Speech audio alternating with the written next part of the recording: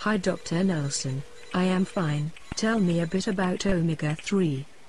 Susan, omega-3 is a long-chain fatty acid and it's composed of DHA and EPA, both of which is present in animal fats, especially fish oils. Now it's wise to know, DHA feeds the brain. Okay doc, tell me more. 60% of the fats in the brain is DHA. High amounts of DHA feeds organs like the eyes and the brain. Sufferers of dementia are known to have low DHA, and DHA also raises the ick. Pregnant women, who have DHA, especially during the last 3 months of pregnancy, help the ick of their children considerably. What about EPA?